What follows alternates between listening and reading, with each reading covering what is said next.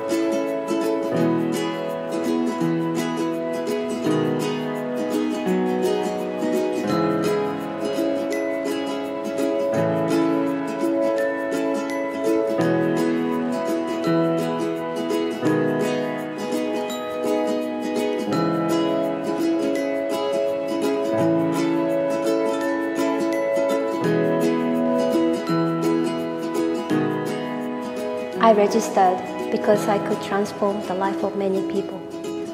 Because there are people waiting for life-saving transplants. I've registered as an organ donor because I'd like to be able to help. Because it's my choice. Because I want to save lives. I'd like to be able to give. Because if I could, I'd want to help. That's why I signed up.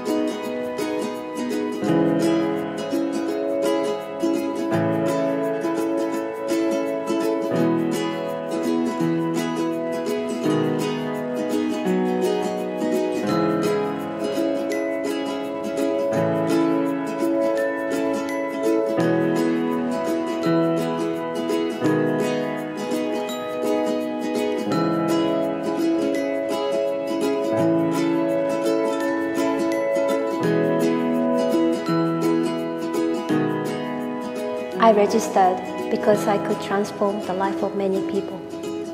Because there are people waiting for life-saving transplants. I've registered as an organ donor because I'd like to be able to help. Because it's my choice. Because I want to save lives. I'd like to be able to give. Because if I could, I'd want to help. That's why I signed up.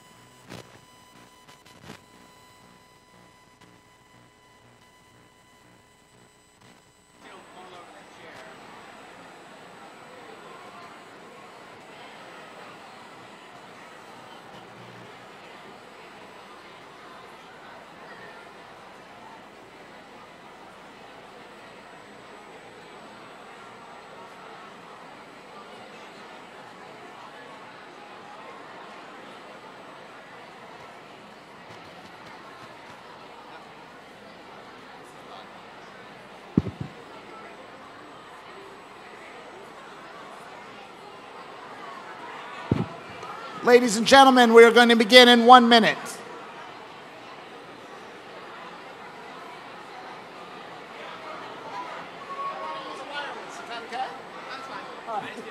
I'll put it back.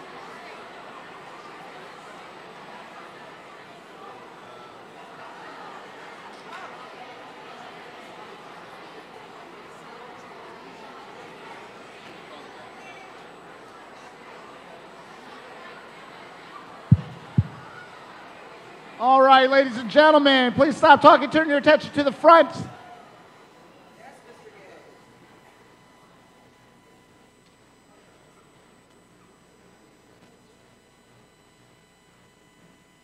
Thank you so much. Hey, today we have a, well, first of all, let me thank you guys for your patience in working with us and getting you in here. This is the largest student body we've had in years, and we were tight, and we filled just about every seat, so thank you. Give yourselves a round of applause. This is a big group. I appreciate your flexibility. We don't have a lot of extra seats today. Thank you. All right, so listen, today is a fantastic opportunity to learn about organ donation. That's what today's assembly is about. SAD and Mr. Forry brought together Donate for Life, and they're here to talk a little bit about organ donation. This topic came really close to home for all of us. Last year, we know that Abby made the choice, Abby's family and Abby made the choice to help other people by donating organs. So we have a fabulous slate of speakers, some really interesting firsthand experience. I'm sure at points this will be emotional. And at the end of the day, what we hope is that you are educated and thoughtful about your opportunity to be an organ donor. So I'm going to turn it over to Mr. Forry. Oh, just as a reminder, lots of guests. Please make sure you're very respectful and folks know how we act and how we treat our guests. Please make sure your cell phone is off. I'll do the same thing. Take a second, make sure your cell phone is off or on silent. If you have earbuds, could you take them out so that we know you're paying attention? There we go.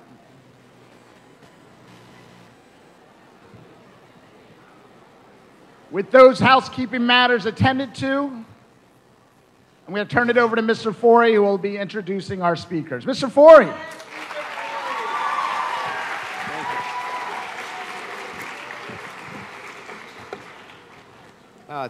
Thank you all for coming in so quickly and quietly, and we're excited today to have organ and tissue donation awareness activities. We did receive a grant, which we hope to be using this year and the next couple of years, and to make this awareness out to not just our school, but our community as well. Today, we did thank you for those students that did the survey in the last couple of days about organ donation, and just to give you some statistics on that, there was 51% said they were an organ donor or were interested in being an organ donor. and 49% said they were not interested in being an organ donor. And so throughout this assembly today and throughout this year's activities, we're hoping to change that number and get that number a little higher, closer to hopefully 90% or even 100% of organ donation participation. So without further ado, we do have some guest speakers. Dwendy Johnson from Gift of Life is here, and she's going to talk about it and do sort of like an interview with different guests over here as we have a slideshow going on as well. So Dwendy Johnson, please come on out from Donate Life.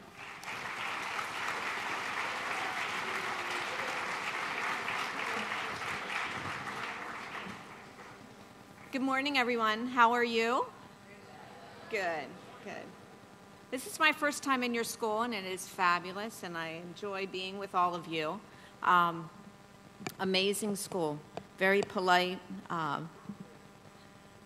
and I thank you again. What we're going to do this morning is I'm going to share a little bit about Gift of Life and what we do, and about organ donation, and the fact that we can actually leave a legacy, share a gift, and raise awareness about the need for organ and tissue donation. So just sit back and listen, and then we'll have various speakers from our own community that will share their journey with all of you. For the tech guy, do I have a clicker, or are you helping me? You're helping, okay. So let's move on to the next one. So here's a question for all of you. What do you hate to wait for? Just think, what are some things you hate to wait for? Yeah? Okay. All right. Just think about that. Okay, so you hate to wait for graduation, hate to wait for a line for your latte at Starbucks, you just hate to wait in line for, or hate to wait for concert tickets or anything like that. So just keep that in mind, that we oftentimes follow through a journey that people are waiting, and they're waiting for some long time for that gift of life. So just think of how impatient you are, how nervous you are, the unexpected things that may happen while you're waiting for that thing that you are waiting for. So today we're going to talk a little bit more about that. So if we move on, just to kind of share a little bit about what Gift of Life is. Gift of Life is the region's organ procurement organization. So we recover organs in the hospital at the time of someone's death. And we do that in eastern PA, southern New Jersey, and the state of Delaware, as you can see on the map there. But I want to call your attention to the red box. The red box last year, out of all deaths that occurred in our region, 540 of them became organ donors, organ and or tissue donors. They help save lives. In York County is one of our highest organ donor counties in the state. And your age is the highest in the state that has said yes to giving that gift of life. So as you can see here, we're the largest organ procurement agency. There's actually 59 of us in the United States, and we're the oldest. So we've been around since 1974. If we move on, I'll just share a little bit about what we do. So we're on call 24 hours a day, 7 days a week. Someone doesn't die between the hours of 9 to 5 all the time. So most time, we're pretty busy between the hours of 12 and 6 in the morning when we get that call from a hospital that a patient may have progressed to brain death, and they've had the organ designation on their license or their opportunity to help save lives. So we go in and we sit down and we talk with families about their opportunity to give the gift of life. We also do a lot of education, like today with public education, as well as education with our nurses and doctors in our communities and in our hospitals, to help raise that awareness, to help understand the process and the protocol of organ donation. So if we move on a little bit further, so transplant really does work. One organ donor could help save the lives of 8 people, and an organ and tissue donor could help save or enhance the lives of well over 75 people. And as you can see, just last year, over 33,000 Americans received that gift of life. by receiving that gift. And corneas, actually corneas are the only thing that we do not have a wait list for. We have abundance of corneas, so it's giving someone eyesight. So the generosity of sight is amazing through that. If we move on, just to kind of share with you, and this is something I look at every year, or every day, excuse me, is the number of people that are waiting. And as you can see in the United States, we're looking at over 116,000 people. 10% of them are your age that may need a heart, a kidney, a liver, a lung, something that needs to help save their life. And as I put closer to our area, in our region, over 5,000 people are in need of that gift of life. And it's kind of broken down. And as you can see, the number one organ are kidneys, as we have over 4,000 of the 5,000 are in need of kidneys. So we also look at opportunities that we can not only donate while we're living, or donate while we die. We can also donate while we're living, because we do have 2 kidneys that help save 2 people's lives. So if we move on, these are the transplantable organs that we can donate. As I mentioned, kidneys, we can donate one of our kidney when we're still living. We can also donate while we're living the bottom lobe of our lung, and also a portion of our liver. So actually, I met a gentleman just the other day that donated a portion of his liver. He donated 75% of his liver to another gentleman. His grew back. His is growing back, actually. In 6 to 8 weeks, it'll be back to what his body needs to survive. So it is truly amazing living donation. If we move on, something that we don't too often talk about, but these are just as important, are life-enhancing donations. So at the time of someone's death, not only living or organs that help save lives, these are donations that we can do to help enhance people's lives. And there may be someone in the audience out there, an athlete, that may have received an ACL, a sports injury of such, may have received donated ligaments or bone, keeping in mind, too, skin to help burn victims, and then heart valves and saphenous veins.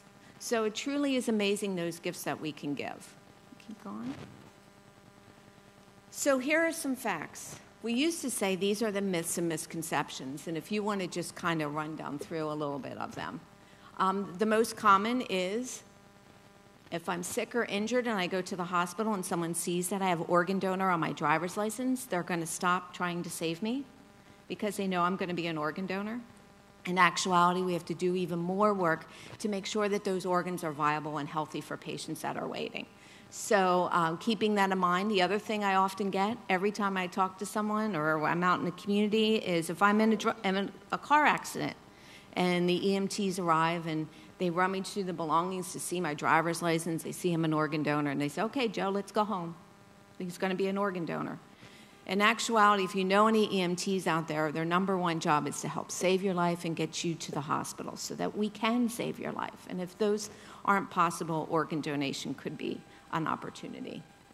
An open casket funeral we can have. There is also no cost to the family of donation. Any type of donation that is performed, there is no cost to the family. All major religions support organ donation. They feel that that's the greatest act of charity and kindness. The other thing is that anyone, no matter how old or how young you are, could possibly help save or enhance lives. Our youngest donor was 1 day old, and she was able to help save the life of another baby through heart valves. And our oldest donor in the United States was 94 years old, and he was able to donate his liver. Liver can survive 120 years, so that is the only organ that regenerates itself. So that is an opportunity as well. So just keeping that in mind. Just to kind of give you an idea, all those people that are on the wait list, here's an average of how many days someone is actually on the list. And it truly is amazing. As you can see down here at the bottom, kidneys, 3.4 years someone could be waiting. And I do know most recently from a transplant center, they told me that an average wait is 6 to 7 years right now. So this slide is a little bit outdated. If we move on.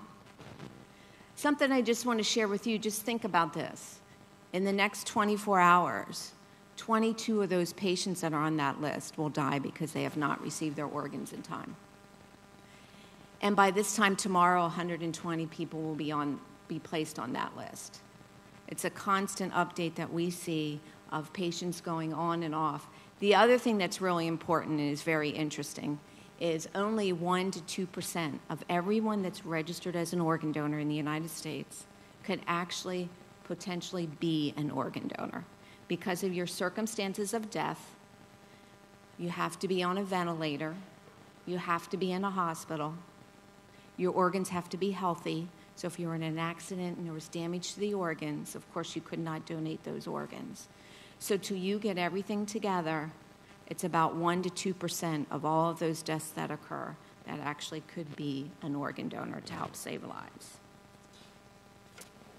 Here's my friend Hudson. Hudson is currently waiting for a heart transplant. Both of his parents are doctors at Hershey Medical Center. So they know every day how important organ donation is and how we need to stop the wait.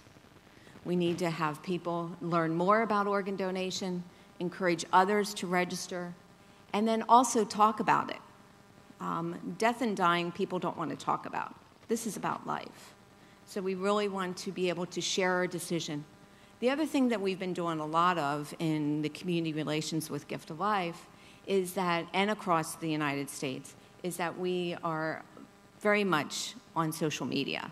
I encourage you all to be our friends and Instagram. You have Heartman here today, and other times throughout the year you'll have Heartman. So get your picture taken with him and share on Instagram and such about organ donation. Just to also share with you, we cover the area of Eastern PA, Southern New Jersey, and the state of Delaware. So there's 3 states that we cover. And each one of these states, and if you move on, I can show you, each one of these states, you can register as an organ donor by simply getting your driver's license and checking that yes at the DMVs. There are some of you in here that are under the age of 18.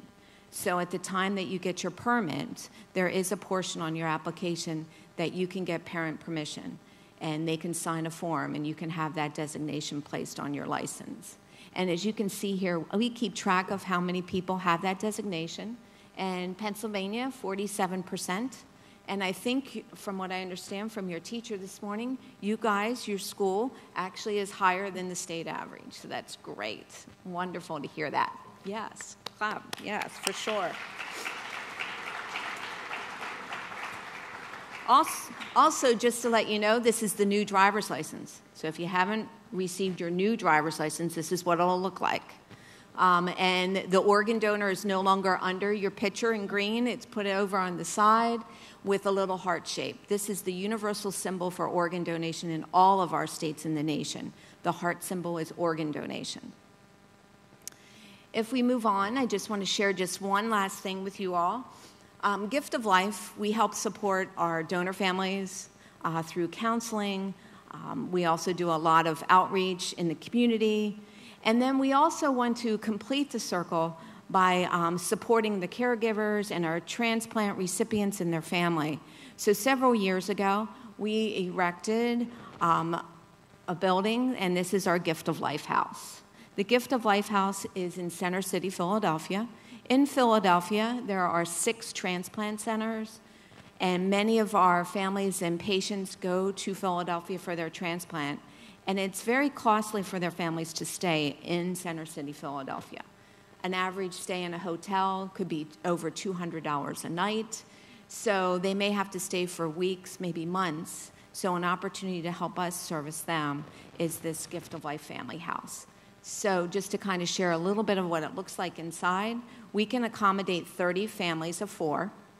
And at 6 o'clock every night, if you move on to the next one, I think, this is good.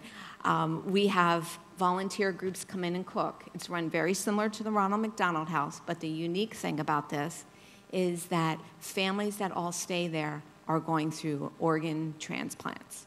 So they have something in common, a bond, something that they can communicate with each other, maybe establish some friendships. And so we do have home-cooked heroes that we help to provide that hot meal every day. And I'm going to leave you, if you move on to the next one. So how can you help? learn about organ donation. I know I'm not going to convince everyone today to register to be an organ donor, but what I do want to do is to educate you about the need and how important organ donation is to many people. And today our speakers are going to share their story all with you and how important it was with them in their journey. So I just want you to listen, and it's a personal decision that we all can make, but I encourage you to really learn more about it. And then if we move on to the next one, so you can make a difference. One patient is added to the wait list every 11 minutes. So the amount of time that we talk to you today, there'll be 4 people plus added to that list. 22 people will die from that list today. And one organ donor could help save 8 people, and one organ and tissue donor could help save or enhance the lives of well over 75. So, and I'm going to end with this great picture. If this, you can recognize anyone in this photo. This is from your homecoming parade. I just want to put a shout out to the committee. And thank you for raising awareness not only in your school, but also the community. I heard a lot of great chatter when I was walking along with you in the parade from your community about how important to raise this awareness. So I thank you again for helping us to save lives.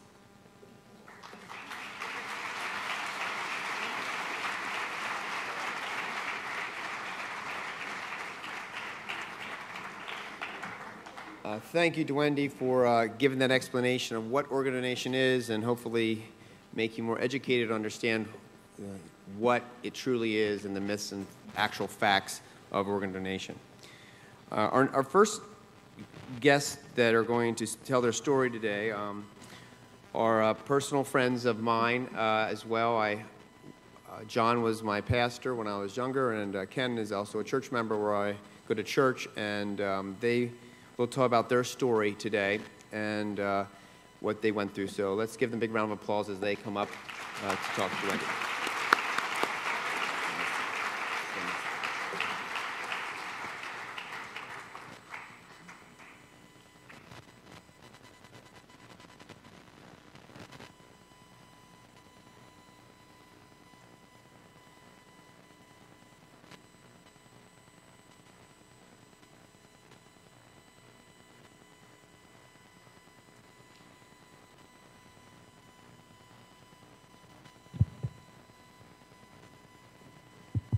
It's on. Okay.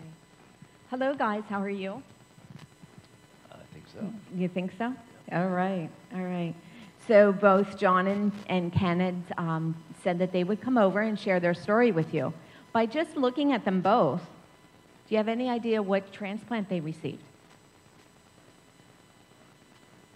Well, I heard it. I heard it out there. It's one of 8, right? So many times that when we walk in the community or we're at the mall or at the grocery store, we have no idea where people come from and their journeys that they have. And with these 2 gentlemen, they have been given the second chance at life by receiving a life-saving, get a load of this, heart transplant. Both of them have heart transplants. And ironically, both of them are brothers. So they are going to share their journey with you. And I think I'm going to start with Ken, because, yes, go ahead. Yes, that is awesome.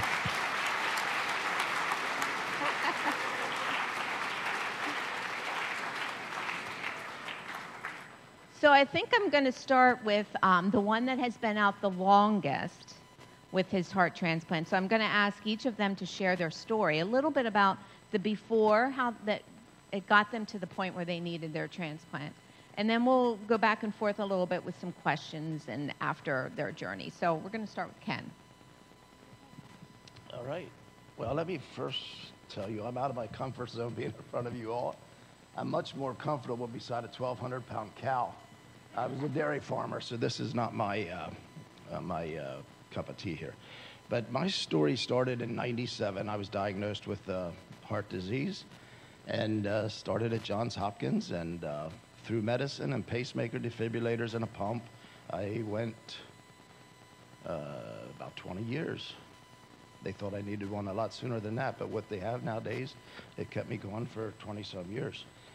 And then finally in 2015, January 18th, My date arrived I finally received a heart, and my wait was, talking about a wait there, Wendy, my wait was real long. I waited in the hospital 90 days till I got mine, and it was quite a day.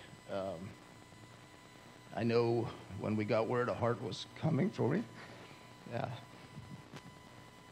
my family was rejoicing, but we know somewhere a family was in mourning because they lost a loved one. But what helps me through that is that person wanted to help somebody someday, and they were a donor. So I got my heart in January 18th of 2015. So I'm out 2 years and 9 months. And it was a journey. It wasn't easy, but by God's grace, I'm vertical and I'm here. So. That is great. Wonderful.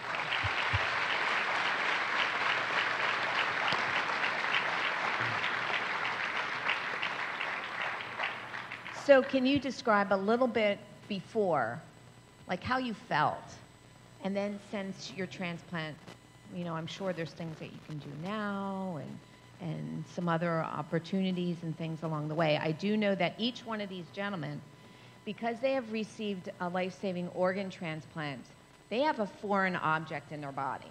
It is not an original heart, of course, you know that. They took their heart out and put this new one in, a donated one. And so the body still thinks that this is a foreign object. So very similar when you go and, you know, when we're out in the community, you get a splinter in your finger or get an infection, you know, you take that splinter out and it gets better. The body is fighting that splinter the whole time. It gets sore and all infected and all that kind of stuff. With their body's constantly fighting this organ because they know it's not their own. So they have to take anti-rejection medication. And with anti-rejection medication, that reduces your immune system. So we are very lucky today to have both of them, because when I say I'm going out to a school, transplant recipients are very hesitant about coming out because there's lots of germs here. And so they keep a distance, and they do. They have to keep themselves, you know, very clean and staying away from people that are sick, you know, so that they do not get a cold. Their cold is not like us, a couple days and we're okay, we take some antibiotics. With these guys, they have to call the transplant center. If it lasts a little bit longer, who knows, they could be put back in the hospital, you know, different things. So they're constantly watching because that is a foreign object.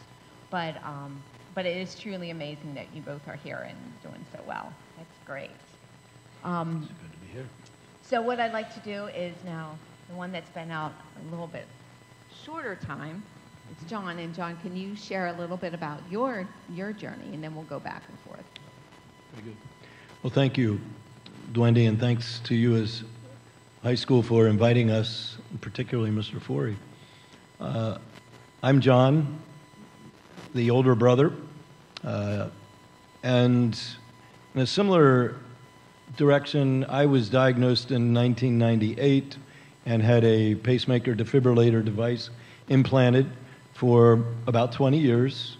I had my heart transplant April 30 of this year, so I'm just a little over 5 months out, and very grateful. The journey up to that, I think for the two of us, we experienced it a bit differently.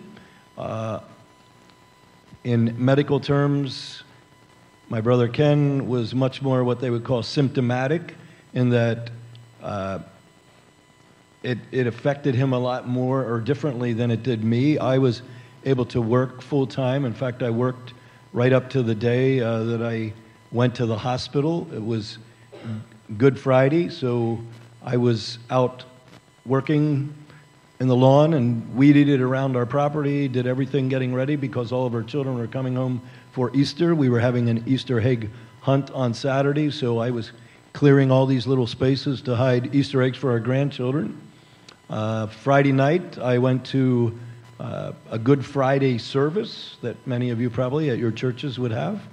It was during that service that I started to not feel so well, and when I came home, it got worse, and for me, the pain or the discomfort was in my stomach.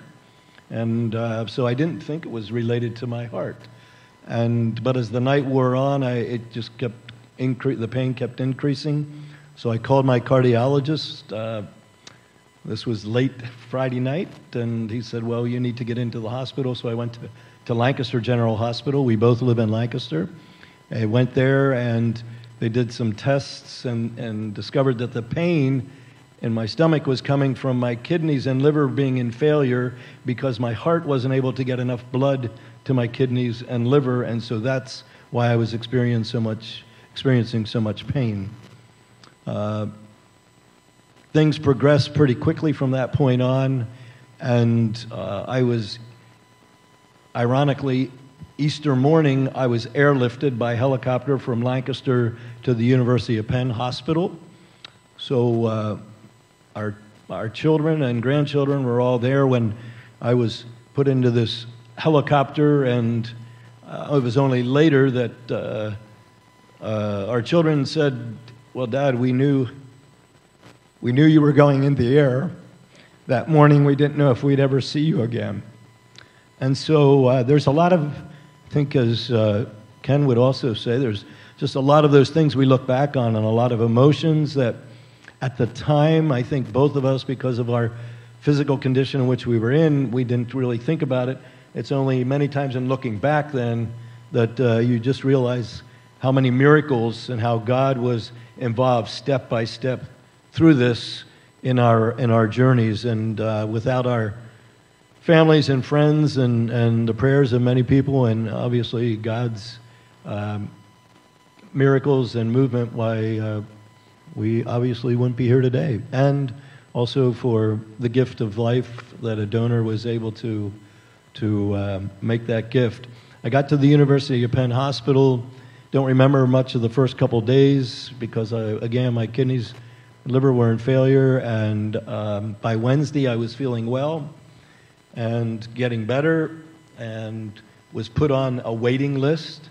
My wait wasn't nearly as long as my brother's. I waited 2 weeks, so 2 weeks after Easter, on a Sunday morning, about 2 o'clock, my nurse came in and said, we have a heart for you, and the heart is being harvested, and it will be here. You can relax for a little while.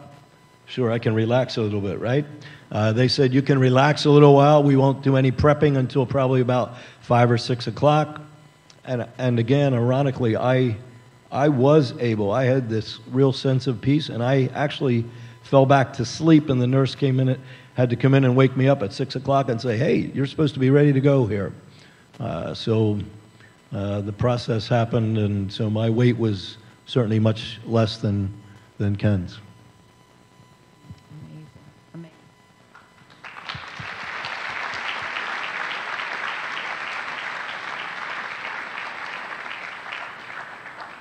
I know it's early in your journey, your transplant journey, but when I work with transplant recipients and donor families, transplant recipients, I really encourage them to write a letter to their donor family. And there are times, and we do have at Gift of Life a family support services department that helps with the letter writing. And they actually, what would happen is they write a letter to their donor family, and then they send it to us. And then we, in turn, send it to, we look at it to make sure there's no things about where they're from, because we have to also support the HIPAA regulations where we can't divulge any of that personal information. And then we send it off to the donor family. Oftentimes our donor families will then want to write back to our recipients. And sometimes it doesn't happen too often, but it does happen occasionally where the letter will come through saying, I think I want to meet you. And we do have that opportunity where the recipients meet their donor families. But correspondence is done through a period of at least a year. And I just want to ask either one of you, first of all, do you know your donor or know anything about your donor? And have you written? I know it's early in both your journeys, but if you can share a little bit about that, that'd be great. Yes, each year on my anniversary, I send a letter to Gift of Life and thanking the donor family. And so far I haven't heard back from them, but I tell them what happened, you know, how I'm doing, and 2 more grandchildren this year, and I'm able to share, you know, play with them, and we have 17 grandchildren, so yeah. And I could say that we're not Amish. But yeah, and at the end of the letter, I just thank them. Somebody I don't know donated a heart to somebody they don't know. And at the end of the letter, each time I say, if you want to know more about me, to feel free to write. And so far they haven't, which I understand. It would be nice to thank them in person. You hear stories where they listen to their heart. So that's pretty amazing. If they'd ever want to do that, I'd be open to that. But so far they haven't, and depending on the circumstances of the death, I can understand. So each year I try to write a letter. I'm only 5 months out, so initially, before I left the hospital at University of Pennsylvania, the social worker there, as Dwendy said, took a lot of basic information, just of who I was, kind of my age, and married, children, grandchildren, etc., and gave that to the social worker so that social worker, our social worker, could share that with the social worker of the donor family. We have not heard anything at this point, which they typically say it's 6 months to a year before you would get any kind of response from a donor family. So we're hopeful maybe that could happen if that would be the wish of the donor family. We'd certainly want to, as Ken said, thank them in person for that. Maybe just one footnote. Ken was talking about new grandchildren. My daughter and daughter-in-law were both expecting, unbeknownst to me, that children that they were, and so their conversation between the two of them was, should we tell Dad before he goes for his heart transplant? And so they talked to my wife, Debbie, and said, what do you think? Would it be okay if we'd share this with Dad before the heart transplant? And she said, well, I think he would want to know. So they shared with me right before my heart transplant that they were both expecting children, and so in the last month, I've had the privilege of holding both of my new grandchildren.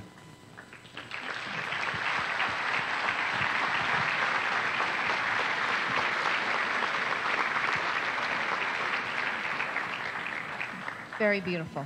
Thank you very much. Thank you. Is there anything else that you want to share with these guys? I was just going to say, we're not supposed to know too much, but I think my donor's from Philadelphia and a 40-some-year-old, and I received my heart when I was 60, so that's kind of slipped out. They're not supposed to tell you that, but I found that out.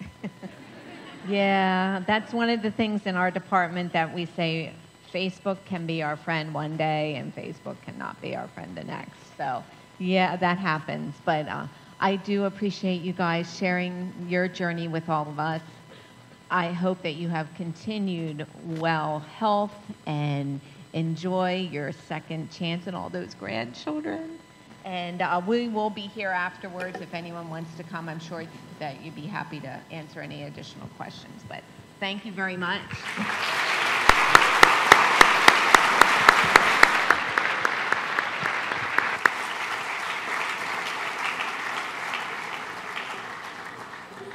Okay, thank you for that warm welcome. And we have another guest here, and she's more close to home. She's one of our own teachers. Erica Juliano and Gwen Bodner are coming here and sharing their story of what happened this summer for them. And they will be talking to Dwendy as well. I'm going to leave it up to you guys. Oh, boy. Started. Yeah. Are they going to run it? Are they running it? I don't know. Yeah, we got stuff there. So while they are talking and sharing their journey along with you guys, they have some pictures that they're going to play while we're talking. But what's really unique about their story is a little bit different. Of course, we talked about when someone has passed away and the gift that they can give through organ donation.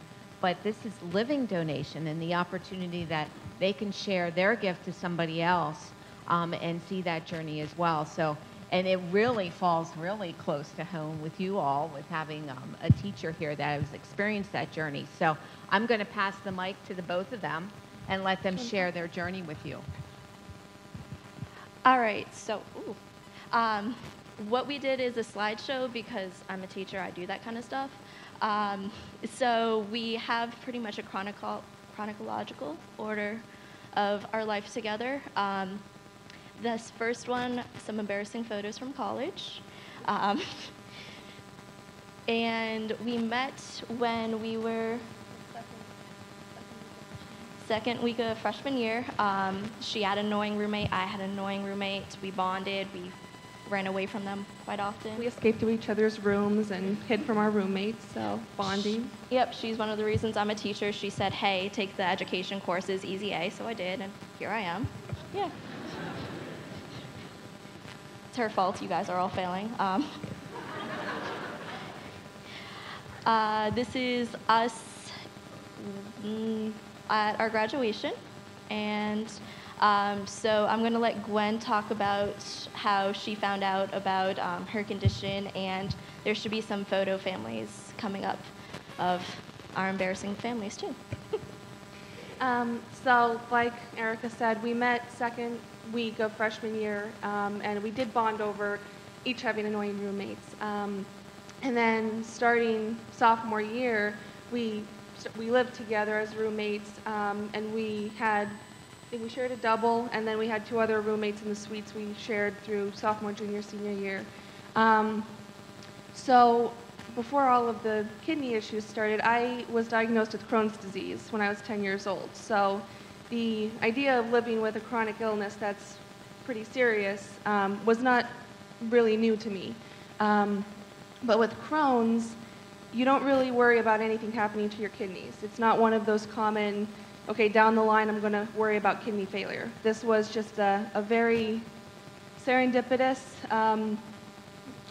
occurrence. So when I was a sophomore, I had what I thought was a UTI. So I went to the hospital, and not so voluntarily. This was after I told my parents, oh, I'm not feeling great. I might have an infection. And they, of course, the caring parents they are, said you have to get your butt over to the hospital. So when I did, and we ruled out that it wasn't a UTI, they referred me to a nephrologist. And after discussing my symptoms, which really weren't too serious. I mean, I felt tired, but it was midterms in college. And so this was kind of like a normal sleep-deprived, overly caffeinated state that I was used to. But when I got to the nephrologist, they said, well, it might be IgA nephropathy. And what IgA nephropathy is when it's an autoimmune disease, just like Crohn's, but it's when an antibody lodges in the tubules of your kidneys, and it causes an inflammation. And over time, the inflammation causes kidney failure. What's supposed to happen is that this takes 20 to 30 years. So I could graduate from college, have a job, have a family, and then maybe when I'm 40, 50, 60 years old, then I can worry about dialysis and kidney transplant. And my kidneys had a different plan. They decided that it would take only about 2 years before I needed a transplant. So, as many of you probably know, it's very hard to hide anything from Erica. So living with her and trying to hide what I was going through was not easy. And I'm not one of those people who, I don't want to burden people with my personal issues or how hard it was to get up in the morning, or that, it usually took me, to get ready in the morning usually took me an hour. Now I had to allow for 2 to 3 hours because it was that hard to get out of bed. And to do schoolwork, to go to classes, I mean, it's exhausting to begin with, but when you have failing kidneys, you start realizing just how much they do to help you keep up your stamina. So sophomore year, Erica would see me spend more time in the hospital than going to class. I was commuting back and forth to Geisinger in Danville, so this is about 2 hours away from here. And it was about a 40-minute drive from campus, so one way was 40 minutes. And I would drive back and forth, go to class, go back for more labs, more doctor's appointments. And then we did a kidney biopsy. And that revealed that it was IgA. And in fact, it was an aggressive form of it. So that only affects about 10% of the world population. And I was one of those 10%. And in college, for whatever reason, her parents had my phone number, so they were texting me all the time. That's Gwen's father. He looks nice and happy, but he is a scary man when he is mad at you. I will say that.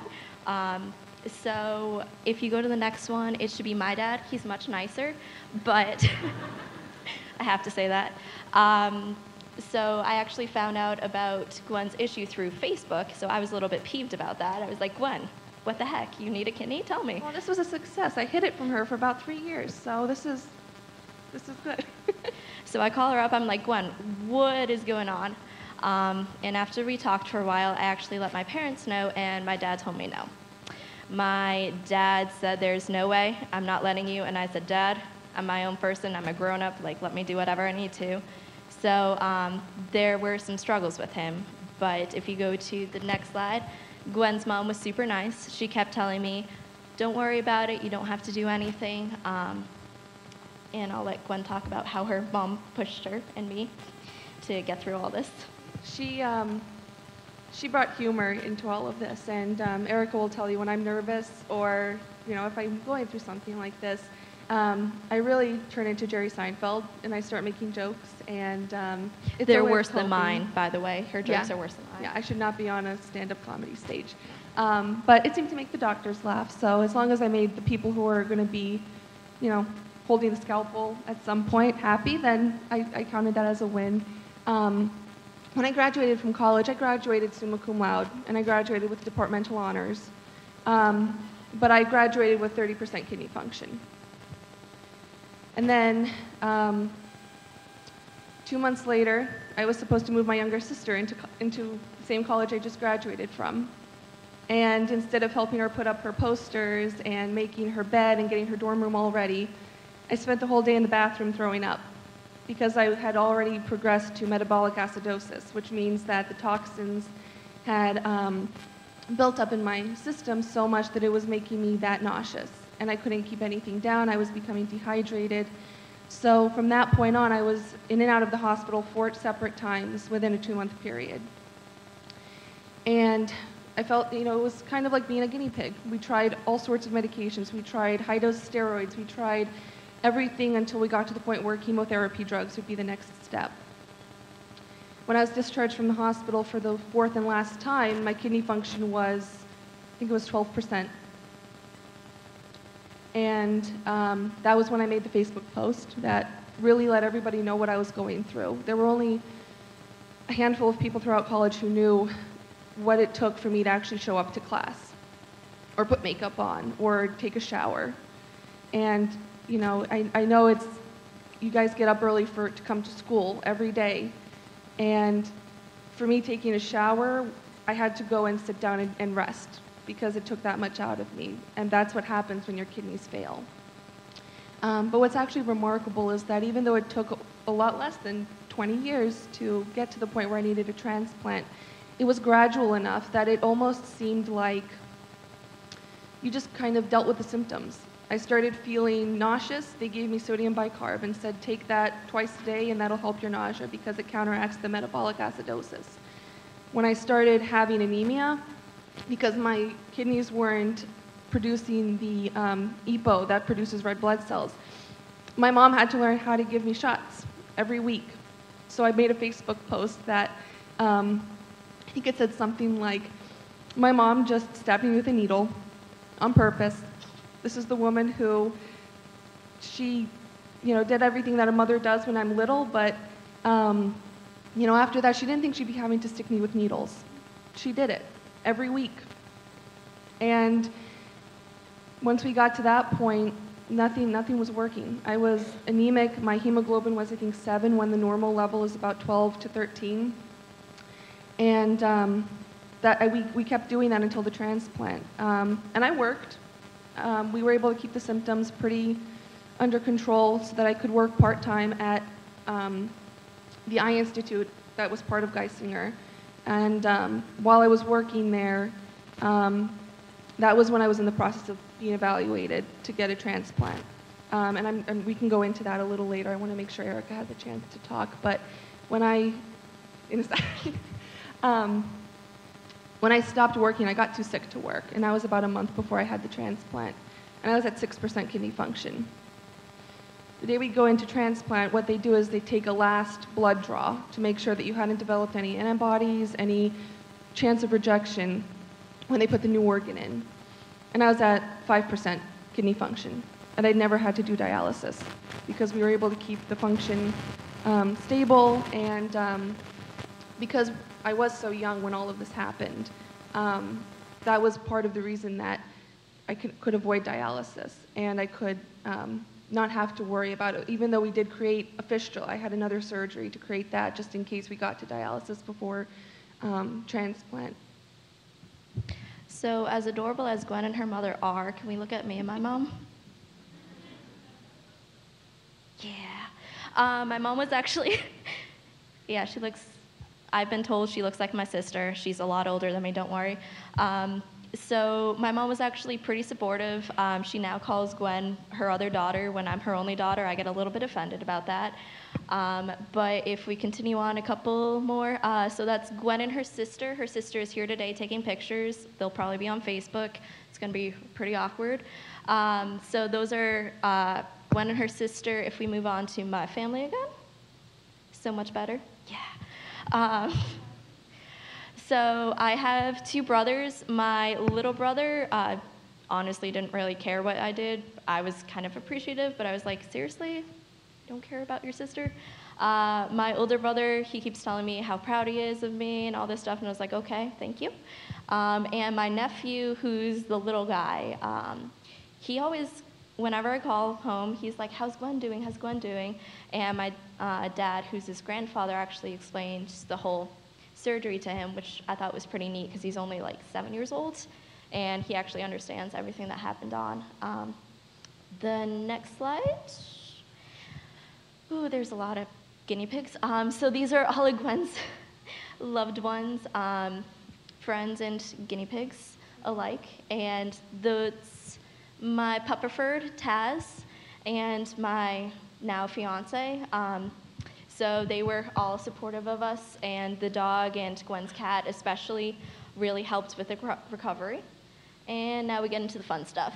So these are pictures of me. The top one is actually from an x-ray.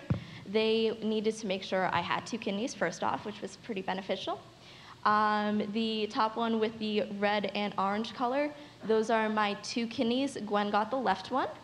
I fought them about that because the left one's bigger, and I was like, hey, I'm the one doing this, I should be able to choose. And they said, no, she gets the bigger one, so she has a nicer kidney of the 2, which... Well, part of it, there's a logistical part to this, too. I wasn't gunning for the better kidney. I was honestly just, as you can imagine, happy to get one. But when they do the surgery, it's easier to access the left kidney in the donor, and then in the recipient, they actually put it in the front, right where in my lower abdomen, and they put it on the right side. So you have the ureter, you have 2 vein connections, and for them to do all of that during the surgery is a lot easier if they take the left kidney from the donor and put it in the right side of the recipient. That's just her way of saying that they liked her better than me. And if you go to the next slide, I think yep. So they cut one out and then add it onto her pre-existing kidney. So she has 3 kidneys and I have 1. So if you put us together, we have 2 each. So I have 3. The joke that I like to say is that I have 3 kidneys, but 2 of them are decoys because they're now like little shriveled raisins, prunes. They're just kind of sitting there, and they leave them in because unless they caused any infections or issues, they're okay not doing a nephrectomy to remove the native kidneys. And Gwen has promised me that hopefully before, we end up stopping friends, she'll get a tattoo that says, if lost, return to Erica Juliano, where the new kidney is. I think it's funny. Next slide. that is, these are the shirts we actually have on today. Mine says, of course, I'm an organ donor who will want a piece of this. And Gwen says, I don't even know. I run on recycled parts. That too. Her mom actually made those 2 stuffed kidneys. We each have one. And that's me awkwardly proposing my kidney to Gwen. This was a week before the surgery. What I had to do to become a match, which took 6 months when the doctors were slow. It should only take like 3, but I had to get a blood test to make sure her blood and whatever's going on in her wouldn't attack my kidney, and a lot of labs, and I got shot up with some radioactive goo just so they could make sure that my kidneys processed anything that went in properly. There's a lot of, just because living donation is a little different than when you're waiting for an organ on the transplant list. I was on the transplant list, but in order to get on it, I had to do labs, and I had to have an EKG and chest x-ray. The labs, they took 18 vials of blood, and they did cross-match tests, and they found my blood type and all the kinds of tests that'll make sure that my body will not reject the organ and that they can make as close a match as they can. But what's really special about the process of evaluating donors is that they do everything they possibly can, that the donor is not only physically but mentally and just supported. I mean, that they're ready to give away an organ. Yes, we have 2 kidneys, but this is, it's an organ that she trusted me with. So even though I had my own round of testing, we were far more concerned with how safe it was for her to donate, not just to go through the surgery, but to live a healthy life afterward and do everything she ever wanted to do if she still had 2 kidneys. So a lot of the testing, she would come, stay over at my house, and we'd go from 7 o'clock in the morning to about 4 in the afternoon at the hospital, going to doctor's visits, doing blood work, doing EKGs. We did the radioactive test she talked about is how they check, it's called a split function. They checked how much each kidney is producing, like how much each kidney is actually working, so that they can make sure that each one is healthy enough so that if they take one out, the other one can compensate and get bigger to do the work of 2. They also kept asking me if I was given money for giving up my kidney. So that will be a question asked if you ever become a live donor. The answer should be no, especially if they are giving you money, or else they won't let you do it. So next slide is Gwen and her doctor, and Gwen holding This is the guy that put the kidney in. There's 3 surgeons involved. Hers was, we have 3 surgeons in the transplant office. We have the director, who's kind of like the ringleader during the surgery. He helps the surgeon who took the kidney out, and then he helps clean it and prepare it to put it into me. And then the surgeon I'm standing with is the one that actually put the kidney in and did that part of the surgery. So it's an involved, I think it was a 5 or 6 hour surgery. Next one. So while we were in surgery, our family was playing games in the waiting room, which I was a little bit mad about, but whatever keeps them happy. Next one. That was right before we actually went into surgery. This was literally a week after school got out last year. So I went from teaching to jumping in a hospital bed, which definitely made my summer interesting. I think she pulls off the purple hospital gown. Yeah, pretty decently. Next one is the kidney. Yeah.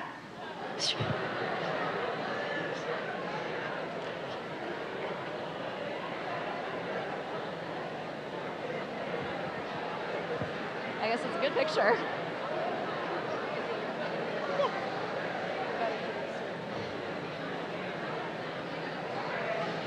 So that was inside of me, and now it's inside of her. That is actually, we asked them to take a picture because, well, we're weird. So that is right before they put it in her. That's after they clean it and make sure it still functions. Yeah, we'll go past that one now, I guess. So this is Gwen right after surgery, and she can talk about the delightful drugs she was on. So I think my mom was the one that made the comparison. Coming home after a transplant is like bringing home a baby. You care for it. You're a little paranoid about doing everything you possibly can to make sure it's safe. And in the same way that when we were getting evaluated for the transplant, I honestly bugged her every day that I had a chance, and if I didn't see her, I texted her, and I said, "Are you sure you want to do this?" Every chance I got, I made sure she knew what she was getting herself into. She was comfortable going through with it. Even the day that she was finally given the all clear to do the surgery, I was asking her, you can back out. You can be sitting in that hospital bed and back out, and I will not hold it against you, because this is something that is just, it's too big to ever be upset about not getting. And I knew that asking these questions meant that I had about 4 to 5 years to wait for a kidney on the transplant list. And that to get on the transplant list, I had to be on the list before she could even offer to donate. So it's a lot to deal with. I mean, it's a gamble, and we kept watching my numbers and watching my function go from 30 to 15 to 10 to 5. And normally dialysis is started at 25% function. And it would have made me not as great of a candidate for transplant, and it was safer to just avoid dialysis if we could. But it's what you do when you go through something like this. And thankfully, she told me to shut up and that she's doing this. And we're here today, and we just celebrated our 4-month anniversary on October 8th.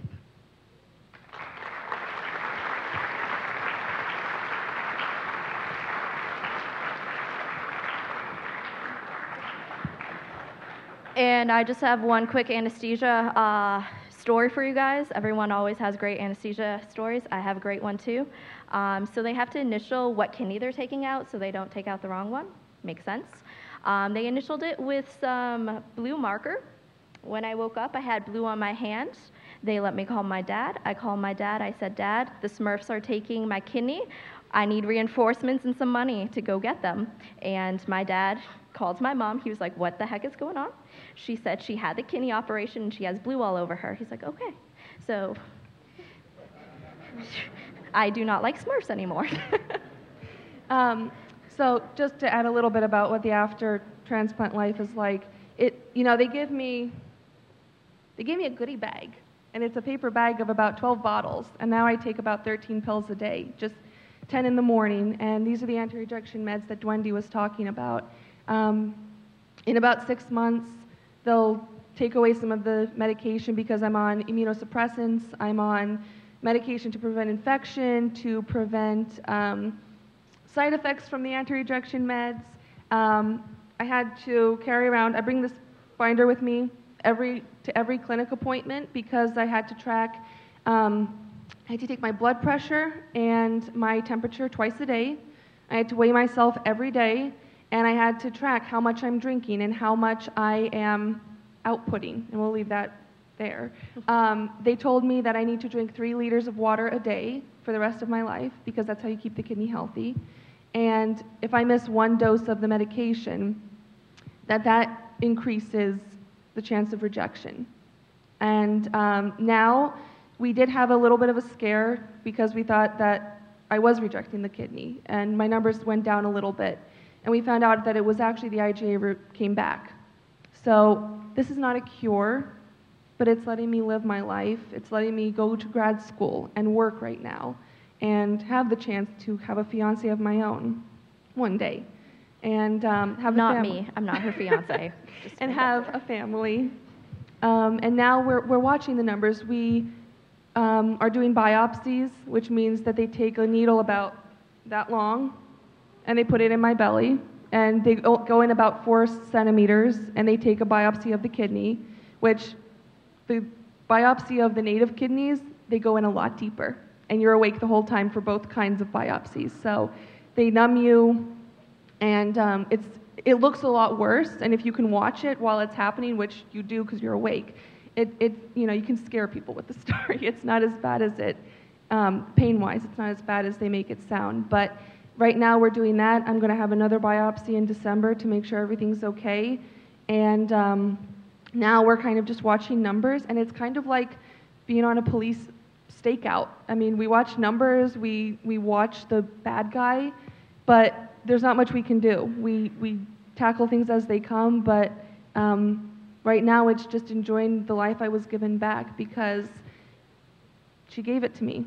So, my hope is that, I know that we can't change everyone's mind about being an organ donor, but, perhaps some of you will be inspired. Perhaps some of you will, take this and think about it.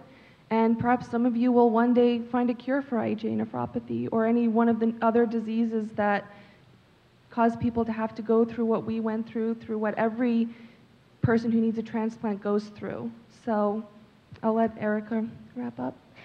So next picture should be Goofy pictures. Yep, that was about a week after transplant, and then she came up for some ice cream, which was delicious. So on my end, I have to drink 3 of these a day, which means I run to the bathroom in between every single period. And that's it. I don't need any medication except for if I'm in pain. I have 3 small incisions, and one's above my belly button, which was really weird. But the biggest one's where they actually pulled the kidney out. I have no real issues, and I check all the time, and I think she will block my number from her phone. But in exchange for getting her larger kidney, I have a 7-inch incision on my abdomen. But the great thing is, I don't wear high-waisted pants or, worry about wearing a 2-piece bathing suit because even with the waistband, only that much of the incision shows. And, when they wheeled me back from surgery, they had used surgical glue to close it. And that was it. And, like Dwendy was saying, I'm always watching, crowds, high schools, and taking precautions to make sure I don't get sick because getting a cold is not just the sniffles anymore. It is a lot more serious. And right now I have very little immune system left. They wiped out my immune system during surgery so that it could rebuild itself and prevent the organ rejection. But the anti-rejection meds, part of them is immunosuppression. So I will have a suppressed immune system for the rest of my life and have to be careful about where I go and especially how I handle cold and flu season. So, but I don't think I would trade any of this for, what I get to do because of a working kidney. And the last thing we will leave you with is my father. I don't know how old. He's old too. He's in his 50s. He told me after the surgery that he had to renew his license, and he actually decided to become an organ donor because of what I did. And I think at least if we can change one person's mind, that helps quite a few people.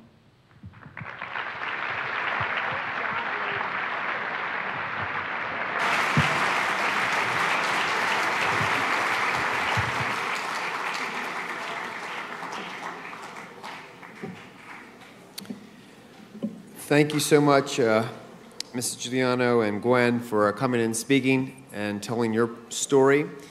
We have one last speaker today, and they don't need too much of an introduction. It's Kris and Brad Stover, and it'd be Abby's parents, and they're going to talk about Abby's gift of life that she gave.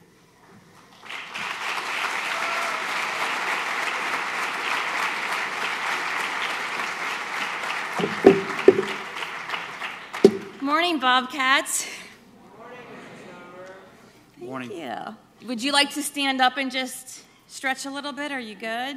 You've been sitting for quite some time. Go ahead. Please feel free. Step up. Go ahead. Turn around. You'll feel better. You've been sitting for a very long time. I know how all of you are.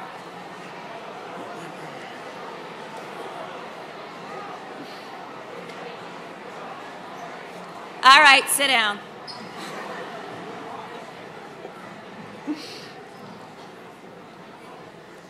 Thank you. We are honored to be here today. What a fabulous way to be a part of Gift of Life Assembly in a way that we can honor our Abby. We've always been extremely proud of Abby, and her accomplishments in her short 16 years. But we are incredibly amazed by her selfless gift of life to others. In her death, others were given a second chance of life. Through Abby's donations, we know that 25-year-old girl in Massachusetts who was hospitalized for a year had received her heart.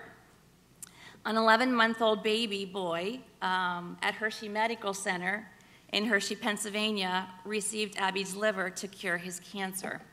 He was actually there at the time that Abby was there. Abby's kidneys went to a woman in her 30s and most likely was on a dialysis. Her lungs went to a woman in her 50s. Her pancreas went to a man in his 60s. Most likely he was suffering from diabetes. So I took Abby for a driving test. They asked her about being an organ donor. And of course, Abby, being Abby, what am I going to do with them?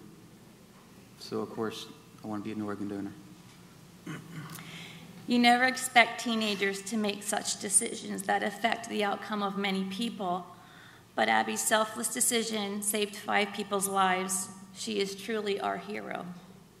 Just imagine if 100 of you sign up today for an organ donor, you could save close to 500 lives. And the very thought that every single one of you would sign up, that would be close to 6,000 lives that would potentially be saved just by saying yes to donating your organs. As Abby said, it's a no-brainer. What am I going to do with them? In closing, for those of you who knew Abby, you most likely have an Abby memory or a story. We would like all of you at this time, and I know this is something you've never heard from me as a teacher, please take out your cell phones. I know you have them. Take them out. Take them out. I know, you're shocked. Turn them on. Sorry, Mr. Gay. Turn them on.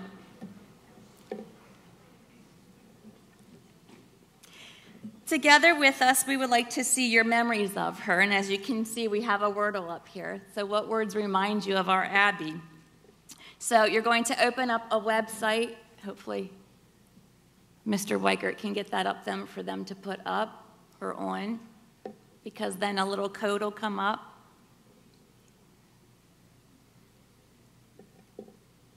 There's a reason Mrs. Stover's not doing this.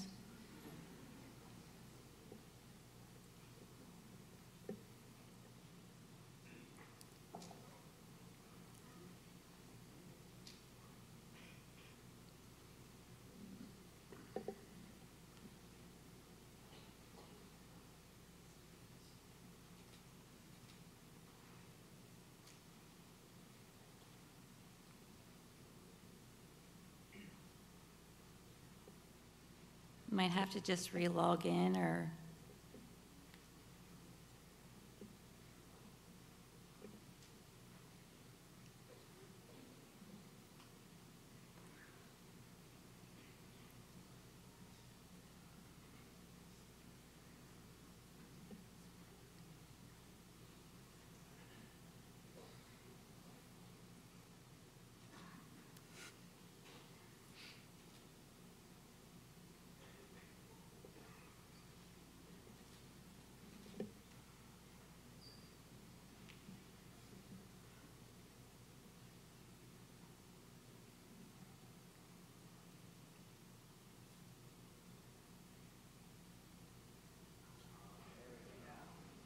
There it is.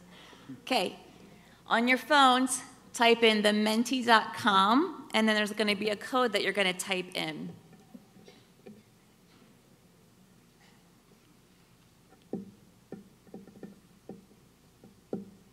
And we'd like to see the words that you would describe Abby as our hero.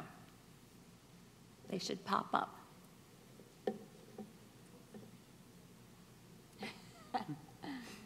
The one that obviously is put in the most from all of you will be the largest.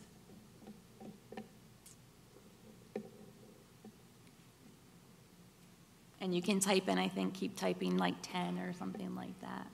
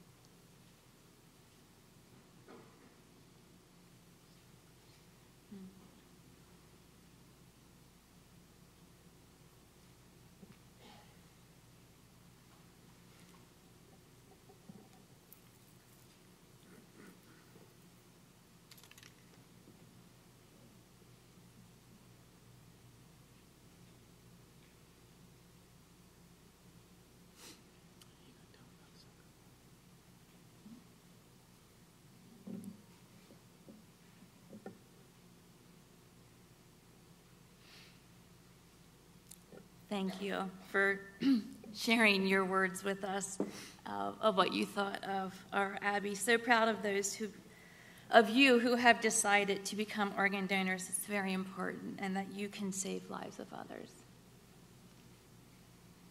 Thank you.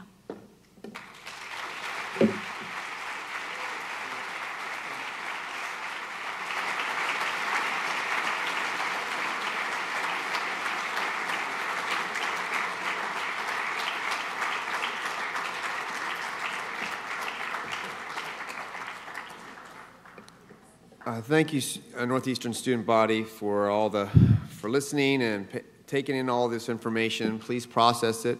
Throughout the rest of the week during lunch, we are going to have a table in the lunch for you to sign up to be an organ donor. If you need help with that, we'll have students from SAD and the organ donation committee to help with that, as well as if you need any help getting signed up and understand how to do that. Also, the website we sent out, you can also sign up that way. I just want to thank you to Mr. Weikert, the administration, and of course the SAD and organ tissue donation group for helping to set everything up with that, and everybody else that's been a part of it, and of course all of our guest speakers. We do have a heart man up here. If you want to take a picture with him, you could do that with that, and he'll be around as well. So thank you, and please listen to Mr. Gay for further instructions. Round of applause for all of our presenters, Stovers, Mr. Forry, and for our tech folks who worked hard to make this happen. Please consider, you've learned a lot. Please consider making that choice to be an organ donor. Your ability to save lives couldn't be more clear than it was today. So please consider that, and we'll have that opportunity in the cafeteria. We're going to go ahead and dismiss. You're going to go to homerooms. I'm going to dismiss by section. Teachers can head back. We're going to start with the freshmen because they're spread across the back, so let's get them back. The rest of you can just have a seat. Don't you boo them. Don't you boo them. Yay, freshmen. Go on back.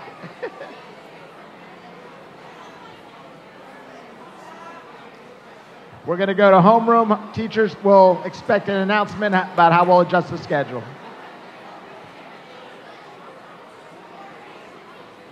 We're going to take this section. You guys can go out this way. This section, lower doors or upper doors, either one, but use the side doors.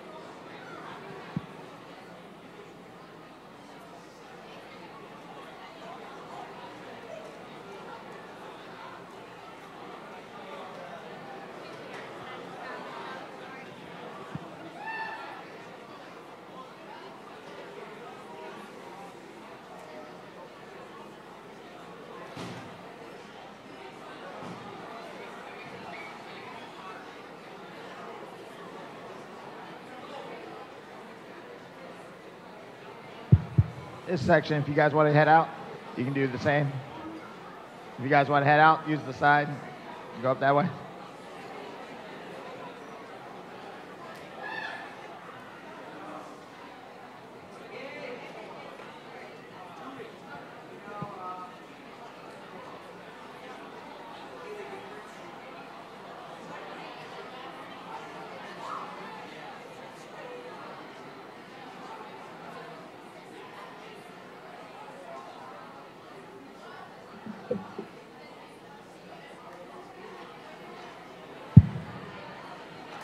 You guys in the center, you can take this side. Go out that door, that side. Go out that way. Thank you, guys. Heading back to homeroom.